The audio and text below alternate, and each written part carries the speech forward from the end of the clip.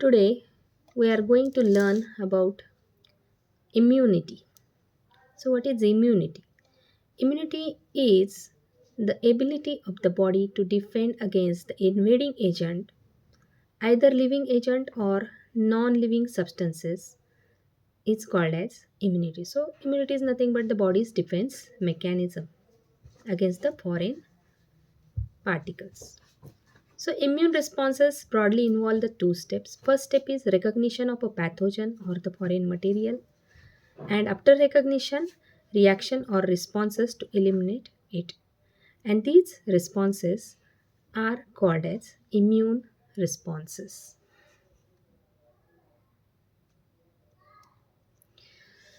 Classification of immunity. Largely, immune responses are of two types: innate or non adaptive immunity, and second is acquired or adaptive immunity. Innate immunity means it is the immunity which is present since from birth, and it is the first line of defense against the pathogen, and the body responds quickly to any foreign substance, but it is a non-specific type of immune response.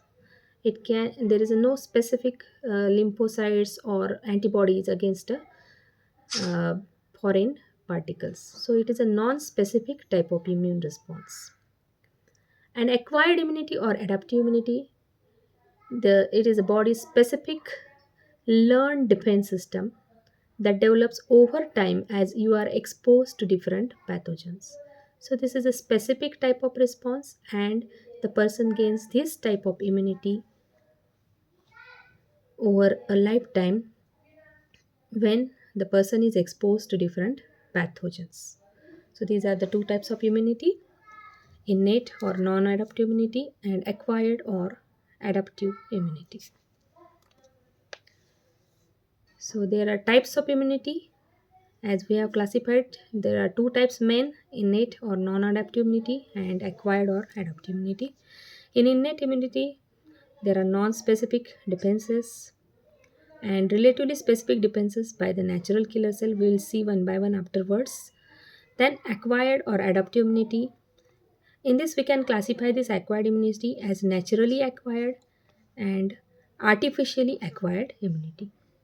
In naturally acquired immunity, we can further classify this as active immunity, usually through the infection, in which there is a cellular immunity and humoral immunity, and the passive immunity, which is also a naturally acquired immunity, that is because of the transfer of the antibodies from the mother, immunoglobulin G via the placenta, and immunoglobulin A via breastfeeding. So, this is naturally acquired immunity. And in artificially acquired immunity, in active immunity, the vaccination. And in passive immunity, IV injections of the antibodies such as anti immunization of the Rh negative mother. So, this is the classification of immunity. So, first of all, in this video, we'll mainly focus on non specific defense system, that is the innate or non adaptive type of immunity. And this mainly includes the mechanical defense, chemical defense, defense by the natural killer cells, defense by phagocytic cells, and defense by inflammation and fever. So this is the innate immunity which is present. These are the different mechanisms which are present since from birth of the person, and these are non-specific defense mechanism which is called as innate immunity or non-adaptive immunity. So first of all, we'll see mechanical defense. In this, first is skin and epidermis. It is the most important and natural defense barrier of the body. They form a partition between the body and the external environment that immediately checks the entry of organism into the body. Therefore, in case of burns, whenever there is a loss of skin, it leads to infections and septicemia. So this is first the skin and epidermis, which acts as a natural physical barrier. Mucous membrane, like the skin, mucous membrane also forms the physical barrier for the organisms and prevents their entry into the body. Mucous membrane covers the body, especially the surface of the body cavities such as oral cavity, nasal cavity, gastrointestinal tract. And this mucous membrane also mechanically trap the organisms and secretes chemicals that inhibit the organisms. Then mucus. Mucus is secreted from the glands located in the mucosal epithelium, and mucus, by virtue of its physical property, it traps the microorganisms, especially in the respiratory, GI tract, and the genitourinary tract. Then here's they act as a filters for the microorganisms and prevent their entry into the body. Then cilia. Cilia, like that of the hair, cilia also filter the microorganisms and they are present in the mucous membranes. And they remove the dust and the microbes from the upper respiratory tract mainly. And along with mucus, they also trap the microbes. Then tear. Tear is secreted from the lacrimal apparatus and it washes the microbes and dilutes the chemical substances produced by the microbes. Then saliva also washes the microbes from the oral cavity and keeps the mouth and the teeth clean, and it also contains the antimicrobial chemicals like lysozyme. Tears also contains lysozyme. So that's all about the mechanical defense of the body, in which there is a skin and the epidermis, mucous membrane, mucus, hairs, cilia, tear, and the saliva. Now we'll shift to the chemical defense. In this first is acidic pH of the skin, which inhibit the growth of the microorganism. Second is bactericidal substances of the sebum. It contains the bactericidal substances like unsaturated fatty acids that kill the microbes. Then chemicals in body secretions. Chemicals like lysozyme, which are antimicrobial, are present in saliva, tears, sweat, and other body secretions which inhibit the growth of the microorganisms. Then acidic pH of the stomach and the vagina. Strongly acidic pH of the gastric secretions kills many microorganisms and also destroys the toxins in the stomach. And like that of the stomach, the low pH of the vaginal secretion also prevents entry of microbes into the body. Then complement proteins and interferons. They also act as a non-specific defense mechanisms against the microorganisms.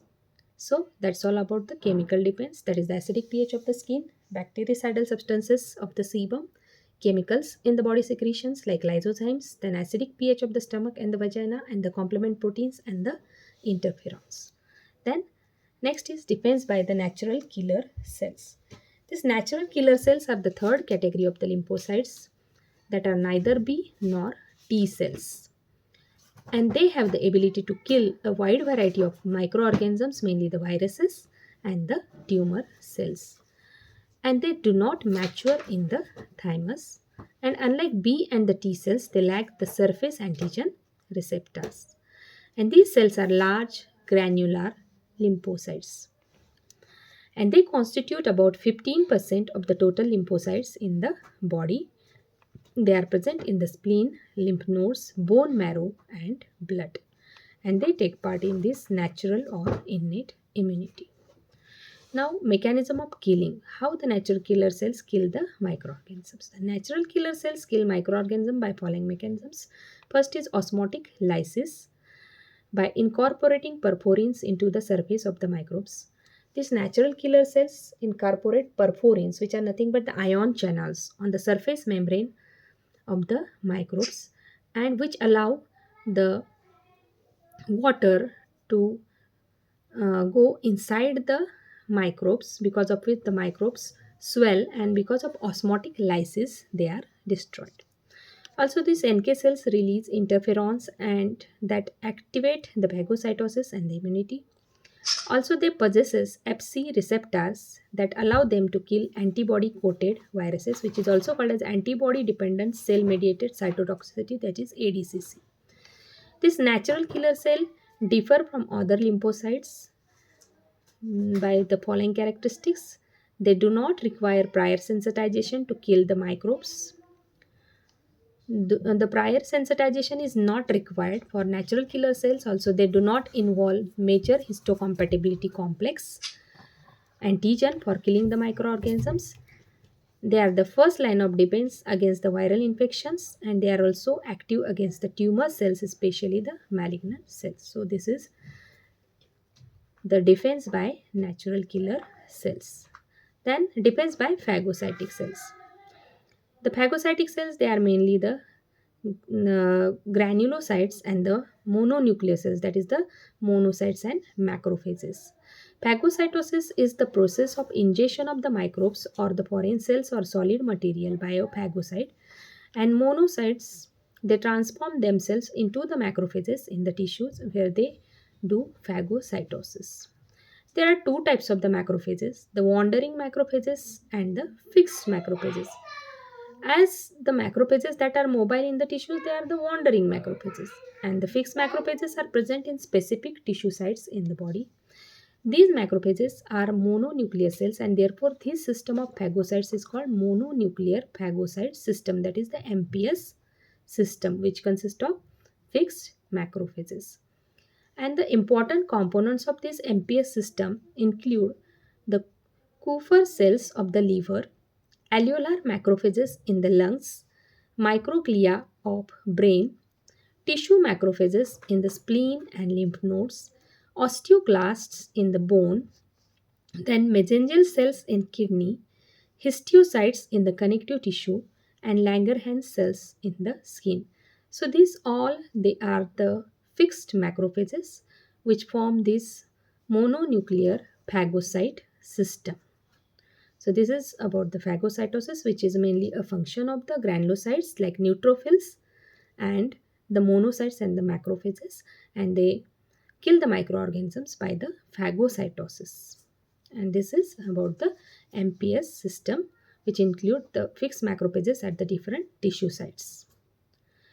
Then defense by inflammation and fever.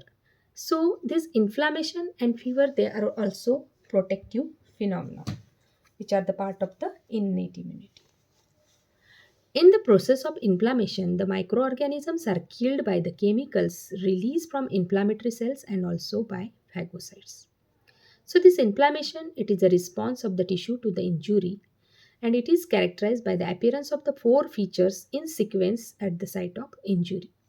So first one is rubor. Rubor means redness.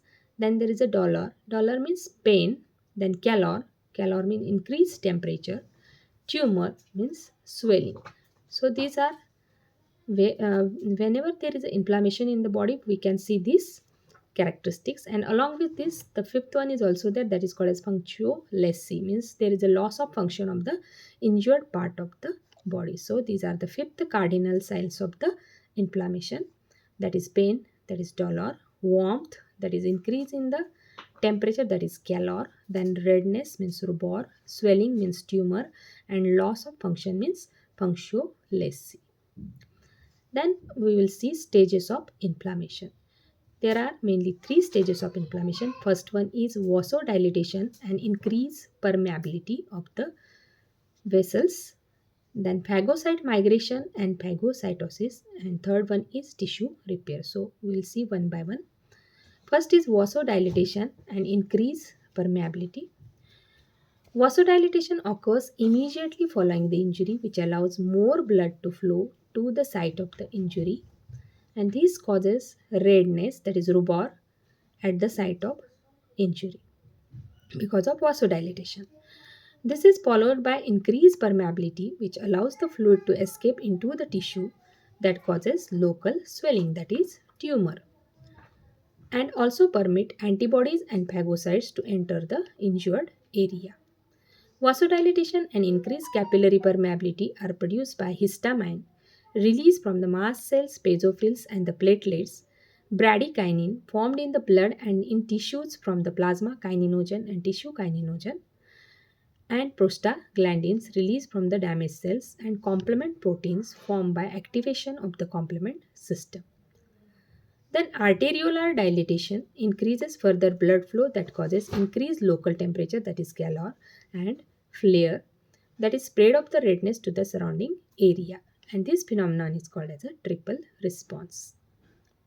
So this diagram shows whenever there is an injury, there is a vasodilatation, increased permeability, then these phagocytes and neutrophils and monocytes, they move at the site of the injury, and also there is a leakage of the fluid, because of which there is a swelling, then there is because of vasodilation there is a redness, then there is a increase in the temperature, and pain is there at the site of inflammation. Then phagocyte migration and phagocytosis. Within minutes to hour of inflammation, phagocyte appear at the site of injury, and first to appear is the neutrophil, followed by monocyte and macrophage. So first to appear is a neutrophil. Phagocyte reach the site of injury by diapedesis and chemotaxis. As the inflammatory response continues, the phagocytes die in the process of killing the microbe. Within few days, the dead phagocyte and damaged tissue cells forms the viscous fluid called as the pus. Usually over a period of days, pus is absorbed. The pus that cannot be drained out from the region of inflammation slowly forms abscess. That is the localized accumulation of pus which cannot be drained out. That is abscess. Then last step is tissue repair. Tissue repair is a healing stage of the inflammation. This is facilitated by the migration of the fibroblast, macrophages, epithelial cells to the site of injury that repair and restore the epithelium by secreting the growth factors. And proliferation of collagen produces the scar. Then the role of NF-kB. Recent evidence suggests that the transcription factor called as nuclear factor kappa B. NF-kB means nuclear factor kappa B plays an important role in inflammation. Normally, the nuclear factor kappa B is bound to another cytoplasmic protein called as IKB alpha, and this binding keeps the NFKB in an inactive state. So normally the NFKB, that is nuclear factor kappa B, which is a transcription factor, is in inactive state in the blood because of its binding to the IKB alpha. Viruses and the cytokines that induce inflammation separate NFKB from IKB alpha, and NFKB then migrate to the nucleus and attaches with the DNA, and this induces the transcription of the genes for the formation of various chemicals that participate in the inflammation. Thus, this nuclear factor kappa B stimulates synthesis and secretion of mediators of inflammation. In applied part, the cortisol acts through NFKB, that is anti-inflammatory drugs like cortisol increase the production of IKB alpha in the cell and therefore prevent the activation of NFKB, because as we know, in the inactive states, NFKB is bound with IKB alpha and it is kept in inactive form by this IKB alpha. So this anti-inflammatory drugs causes increased production of IKB alpha. Then systemic response to the inflammation. Cytokines are produced during inflammation, induce the systemic responses. The major change is increase in acute phase reactants in the plasma. Acute phase reactant are the plasma proteins which concentration increases at least by 25% in response to acute inflammation. That is, whenever there is acute inflammation, there is an increase in the acute phase reactants by 25%. And the main acute phase reactants are C-reactive protein, oroso-mucoid protein, fibrinogen, haptoglobin, serum amyloid protein A, and C3 complement protein. Then last part is fever. Fever is one of the protective phenomenon of the body against infections. Increased body temperature as occurs in the acute infection and inflammation prevent the growth of the microorganisms. Fever also facilitates the action of interferons and different body enzymes that inhibit the growth of many microorganisms. Therefore, unless very high and deleterious, fever should not be brought down immediately by antibiotics because fever is also a protective phenomena. So, that's all about innate immunity. Thank you.